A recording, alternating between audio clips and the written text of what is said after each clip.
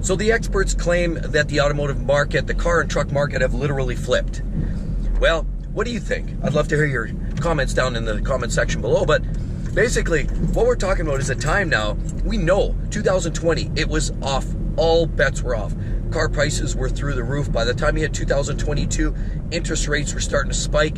People couldn't get inventory, and then people were just willing to pay way too much. Vehicle prices just went through the roof. People were paying stupid amounts of money, $10,000, $15,000, $20,000 over MSRP. I just don't get it. But people were spending that kind of money. Then time went on, interest rates continued to climb. Obviously, inflation took a big toll. People were sitting at home spending a lot of money. Inflation rose. Inflation rises, interest rates start to rise. Then start to catch up. Well, interest rates usually are the lever that governments use to try to slow down spending and therefore slow down inflation. But that didn't really do the job as intended. People still continued to spend, and it didn't seem to matter whether you wanted a new car, a new truck, SUV. There was always somebody that was willing to pay a little bit more, and unfortunately, people got caught up in this rut of, trying to pay too much just to be the first person to the punch. And, car prices went through the roof. People were paying way too much. But has the market flipped? Well, the market has changed a little bit.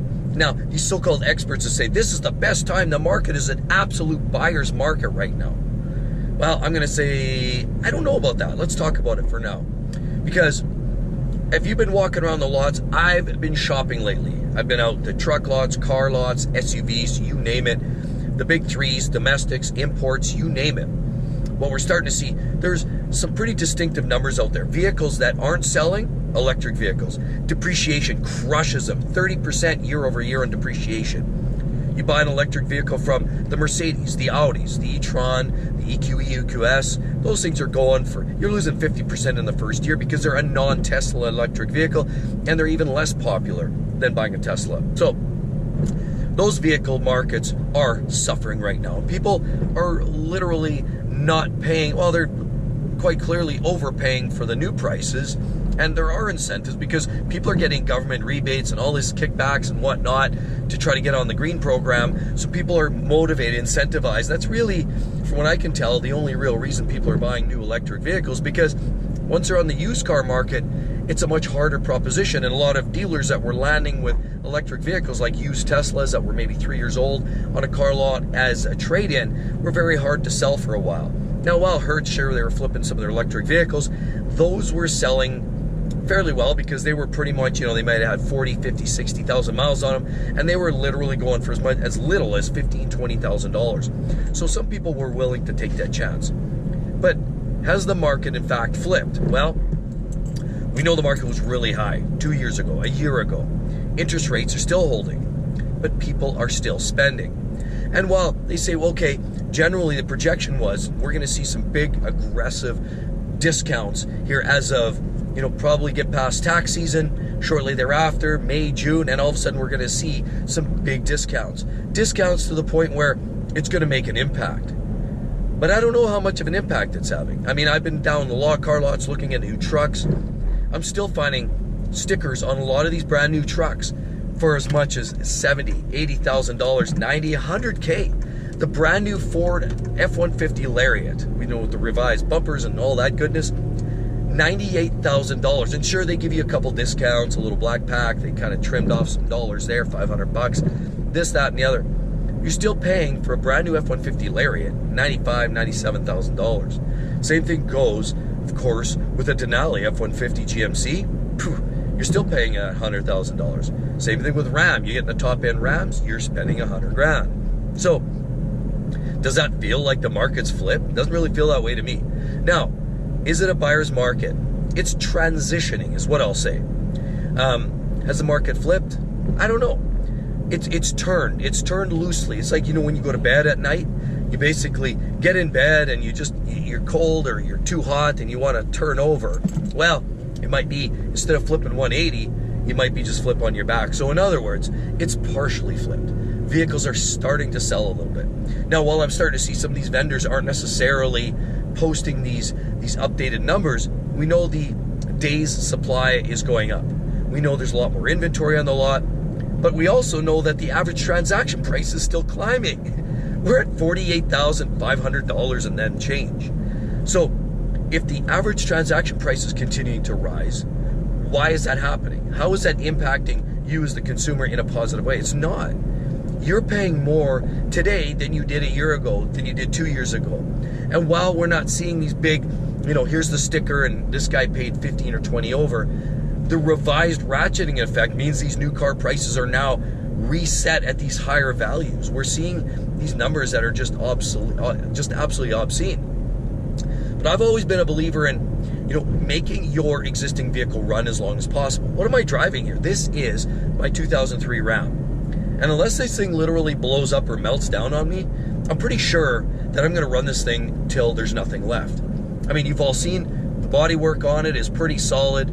It's not perfect. Yeah, makes a little rattling noise on cold. It's probably got some weak, chain tensioners. It's a Ram. It does what it does. Makes a little rattling noise, but it runs smooth once it's warmed up. Everything's good. It shifts well. Interior's got adequate room. Everybody's happy when they're riding around in here. And you know what? When we go take a little trip to the cabin, we're able to, hook up the boat. I can tow the boat with that. I look at other trucks around, and I don't think they're doing anything that this truck can't, quite frankly. That's why I'm a believer in, whether you're buying a car or truck or, SUV, or maybe you've got one already, what's wrong with running the wheels? If it runs well, goes down the road in the same direction that you're trying to make it go, and it doesn't cost you a whole lot to fix it, why would you want to upgrade? Because all these manufacturers try to make you feel like you're kind of substandard, low life, bottom barrel, bottom feeder. I don't feel like that at all. If anything, I look around and I see people that are buying these brand new, and I'll look over and I see this, oh, he's in a brand new, oh, look at that. It's a new Ford F-150 so-and-so. I'm thinking, he just spent $85,000 on that truck. I don't know who the dum-dum is. I mean, it's nice to have great vehicles, cars and trucks and SUVs, but it comes at a cost. And unfortunately, that cost is pretty significant. It's not, like spending an extra $500 or $1,000 on a nice to have. I mean, these trucks, like I look at the Maverick. Let's talk about that for a second. When you say the market's flipped, I don't see that at all, actually.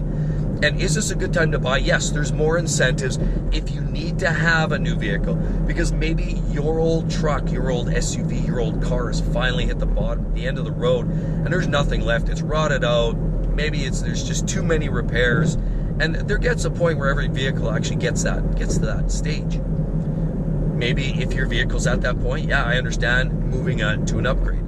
But what's wrong with looking at a nice quality late model used vehicle that might, still be worth, used, might still be worth, 60, 70%, of what that brand new one was, but it costs you a lot less money, a lot less heartache. You can drop some of your insurance coverage, and you're able to save a little bit of money there as well.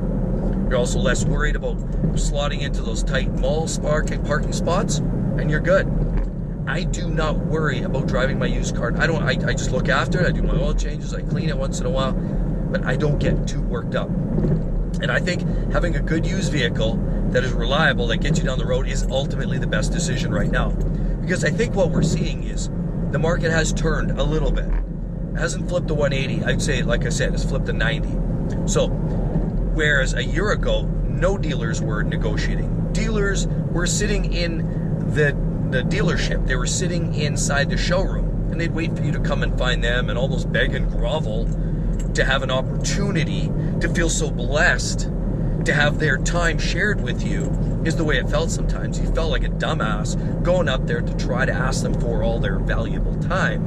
And I actually experienced those types of events, and it really, really, really turned me off. So with the increasing average transaction prices going up, why is that going up? Well, because a lot of these OEMs, we see this, are charging more and more, and yeah, prices are going up on vehicles. They're also eliminating some of their entry-level vehicles, eliminating some of their lower price point vehicles. Instead, they're bringing out these newer models, electric vehicles. We also know that full-size trucks, SUVs, they're bumping up the prices. Their internal combustion vehicles are paying to manufacture, create, and design these new EVs, which they're trying to bring to market within the next few years. So we are all paying for that in one way or another. And that's exactly what's happening right now. Well, the market's flipped in the sense that instead of those dealers hiding in the showroom waiting for you to come in and suck hole and grovel, instead what's happening is they're actually coming out there, and now they're finally giving you the time of day. And what I find is they might be willing to, hey, sir, can I help you with something? And they're actually somewhat willing now to negotiate. What I am starting to see, some of the best deals now I am seeing is Stellantis, the Dodge Hornet, not selling. We know that it's a disaster. Nobody wants it. And quite frankly, with association affiliation with Alfa Romeo and the Tonale, nobody wants it due to the reliability concerns that may or may not be there, but those vehicles are not selling. More Stellantis products that aren't selling. The Wranglers, I mean, they say the Wrangler EVs or any of the Jeep EVs are selling better than any of the other products in the market today. Well, is that true? Somewhat, but it's still a relatively small number. Now, overall, sales are down. Wagoneer's down. Wagoneer S is the electric vehicle supposed to be coming out. Don't expect that to sell like hotcakes. Grand Cherokees. I showed you the other day. I came across a Grand Cherokee that was priced at just shy of $100,000. Now we're in a new place where it literally makes no sense. So, to me, has it flipped? Only in the sense that there are more incentives on undesirable models. Right. So if it's a desirable model, a model that's, well sought after, people want it, you're not getting a discount. But we're starting to see discounts in places we never did a year ago. Corvettes, prices are coming down pretty hard.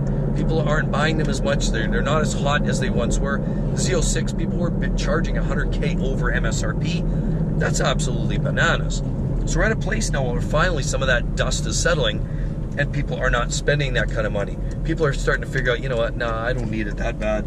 I'm just gonna buy something a little simpler, buy a 911 for the price of a Corvette Z06. Hey, you know what, it's got pedigree, whatever. People move on. So people are starting to get a little smarter and getting on this. But Rams, for example, the classic, which is, nothing more than, a newer reversion of this old heap. It's the same vehicle. It's an old dying chassis, but they put a fancy set of sport bumpers on it, and it's got a different kind of drivetrain in there. There's been some revisions, but overall it's more or less the same truck as I'm driving here today. But they are offering us some big incentives. I was talking to a dealer, a sales guy down at the Ram dealer here recently, and he basically said they want them gone. They're trying to blow them out the door. The manager, the GMs are saying, look, straight up, we'll give you $1,000 a hit. Just move these out like bubble gum. Just get rid of these. Pop. Just throw them out the door. Any reasonable offer, we'll entertain it. We'll toss that thing. Let's go. Let's do this. Let's move them. And there's everywhere, there's signs, $18,500 off. But when you dig into it, it's the classic. It's not your most premium versions. It's not your sports, and it's not some of the better models that are more highly looked after or sought after. So you've got to dig, you've got to root, and if the market's flipped, it's only in certain ways. It's this transition period where, there's still people willing to spend $100 grand on that half-ton truck. Not many, and there's very few people I know that can even afford it. But the fact remains is, with the average transaction prices going up, also we have to add to another factor to think about. A few years ago, the average age of the vehicle on the road, like this heap here beside me here, look, going by there, that old Dodge Journey, that vehicle is probably 12, 14 years old. Okay, here's another couple. Here's a newer Ford and a slightly older Ford. We got a couple newer Fords here coming up. So I'm looking at a few vehicles here that are in that 5 to 8 year range. Here's a few more late model vehicles here just passing by. But basically they say, a few years ago we were about the average age of a vehicle on the road were about 10 years. Now the average age of a vehicle is about 12.7, or almost moving on to 13 years of age. This old 2003 is obviously 20 years old and it's still trucking. Now, not a lot of vehicles, not every vehicle is built up to be able to run the distance like this old Ram is. I bet you a lot of new Rams won't last as long as this old Ram. But the fact remains is the average age is moving up. People are keeping their vehicles longer. And I've always been a big advocate for used cars. I've talked about it in all my other channels, talked about it in Exotic Car Play Place. I'm a real big focus and an advocate for buying used cars. I always focus on the good, the bad engines, trannies, things that matter when you're buying a used car outside of warranty. Get yourself a good quality used car, or if you've got one of those good quality used cars, buy it, use it, or not buy it, you've owned it, use it, drive it, take care of it. Make sure you step up some of the servicing, make sure that you can get the lifespan out of it. Why not? I mean, if it's not a visible eyesore, doesn't it make more sense to have a daily car from, especially if you're just commuting to work? Do you need that beautiful, $130,000 tricked out diesel pickup truck that's all lifted and jacked up? And who needs that for a day-to-day commute if you're going down to the office? It's nice to have, sure, and anybody will justify, well, I've earned it. Well, you have, but wouldn't you rather spend that money somewhere else, put in a 401k, maybe a vacation with the wife and kids? I would. And as a matter of fact, I'm going to throw another widget in here. In terms of used cars, pick up a great used car. Look at, Toyotas, Hondas, Mazdas, but maybe skip out on the old junk. A lot of people swear by the Kias and Hyundais, and I've seen enough in my time already. Cars like that is, even used Hyundais and Kias are the best vehicles to pretty much isolate yourself. Get away from them. A lot of them are burning roadside. A lot of them are rod bearing problems. A lot of them are issues with the ABS controller. They have a fitting that breaks inside of the ABS controller, and you wind up with brake fluid inside the circuit board, and it starts a fire, and then they burn roadside. There's bad wiring harnesses that are stretched too tight over the engine, and the engine flex pulls them apart, and they start arcing and sparking and burning up. So it just seems to me like a bad quality control experience buying a Hyundai and Kia. But get yourself a good quality used vehicle. Look at this guy. He's driving his Maverick. He just passed me in the right lane. He figures he's a rock star, driving a pint-size, sub-standard, sub-compact pickup truck. And well, I get it. They're one of the hottest sellers right now for Ford. It makes me laugh because to go in there, and I showed you the other day, an XLT Maverick was listed at I believe it was $44,000. Then by the time you get the floor mats, the PPF, you put in the some of the extras, you got the admin costs and some people with gap insurance, but I wouldn't do that.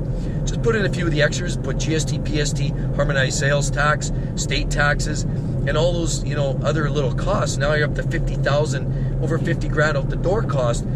That little Maverick is now priced. This truck here, so I'll be the first to, I'm the second owner of this 2003 Ram. I bought it off the original owner who bought it. He was retired. He was using it for the odd vacation trip to the sunny weather. It was only driven in the summer, hence the condition of it. And he paid $30,000 for this vehicle back 20 years ago. Now, it might seem like a lot of money. Actually, it was less than 30. I think it was $28,000 or $27,000. But this price was almost half of what this new Maverick is.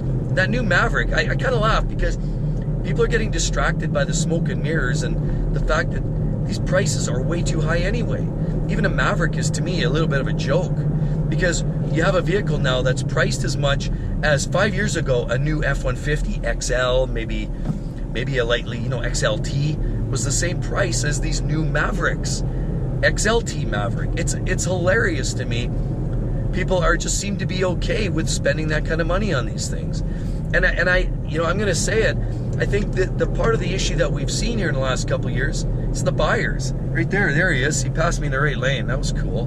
But the part of the problem is not just greasy dealers and the manufacturers try to justify it. Then you have the UAW strike driving prices up because of labor costs, and the greasy, CEOs always pumping up their, their wages. They've seen 40, 50, 60% wage increases in the last, 3 or 4 years. Everybody wants more. But on top of it, people were just getting silly, and they're not challenging these dealers, and people were paying over sticker, and they caused this issue. That's right, buyers were a big part of these cost increases in modern day vehicles. If buyers would exercise a little restraint, a little resistance, and played a little coy, and only bought when they needed to, and then played a little hardball every time they sat down to sharpen a pencil, probably find these prices wouldn't be, they'd be 70% of where they're at today. But the buyers have been okay with this, and the buyers have literally driven up the expectation, and the dealers are just filling the bucket. They're fine. Hey, these people are willing to pay for it. Let's do this. Let's do this full send right on. Let's get it done. And so this is what's happened in the last few years. So now as a result, we've got this inertia that's happened for the dealers with this driving prices. It's hard to turn that back now. It's hard to, you got all this positive inertia, it's hard to bring it back down. And to do so, it's going to take some major efforts. But in the meantime, there are some incentives. Remember, the best opportunity is to get a vehicle, a car, or truck, or SUV, probably at the end of its production run. Like, for example, Rams, in theory, and I'm not here to pitch Rams, I'm here to pitch any vehicle, because I'm not a brand bitch, but I'm here to pitch any vehicle that's going to offer up a reasonable price for you and provide good value, because I think consumers just need good value. People are done getting rooked. The cost of living crisis is crushing us all. It's this big boulder. It's almost like, I don't know. It's just like getting buried alive. Bulldozer pushing a bunch of dirt and backfilling you in a pit. That's what it feels like under the weight and the just this corruption of the cost of living is just destroying everybody. And so people need to take a step back, take a deep breath, reevaluate, reassess, and reprioritize and say, do I need that new vehicle? No, drive what you've got. Because we still continue to see average transaction prices rise. We're seeing used car prices fairly stable. The wholesale market has slightly dipped a little bit, but negligible. Not enough to say the floor has fallen out. And new car prices are still on the rise and holding. Not enough. There's not enough drop there to say, yeah, they're dropping like a rock either. Nothing is dropping like a rock. And the only way we can get that to change is by resistance. And not be all rebellious. We just need to know that, look, we've got this old jalopy like I'm rocking here. I'm going to keep on rocking it. And I think the more that we take that stance of extending the life of the vehicles that we have, the more incentive now, not just for you to buy, but more incentive than dealers to provide good deals for you as the buyer. And we will find better deals. And the incentives are starting to unravel as we see them today. And I truly believe that we're starting to see some of these prices by the end of the year. We're going to see some prices, coming down, and it's going to be a slow progressive rate. It's going to be a slow progressive effort and opportunity to save some money. But the best bet is ultimately extend the life of what you're driving, because otherwise you're going to continue getting gouged by these excessive prices. And the more that we feel the need as a consumer to get in there and to buy the latest tech, I mean, look right there. There's a new Ram right there. See that? I don't know if you notice it, but as long as people are buying these new vehicles, the dealers are going to be okay in charging as much as they possibly can. And we've got to turn around this ship. Something's going to have to change, because at the end of the day, there's just no value in spending $100,000 in a half-ton pickup truck. I mean, especially when people are only earning, the average household income will only allow you to spend $400 a month. That's the average US American household income allows for free base or free dollar spending of $400 a month. That's right, $400 a month is all we're allowed to spend based on the average household income. But to buy a $100,000 truck, even if you put 10 or 20% down, you're still going to find yourself spending $800-900 a month, way outside the budget. So clearly, it's not for everybody, and very few people can actually afford these highly priced trucks, SUVs, cars. So I hope it helps everybody. Has it turned? Not entirely, in my opinion. I'd love to hear your thoughts down below. You feel the market has switched? Is it time, in fact, to buy a new or used vehicle? Get rid of your old jalopy? Definitely drop a line down there. As well, check that. You're going to love that video. That's going to talk about the whole cost of living problem. Hope to see each and every one in the next one. See you real soon. Bye-bye.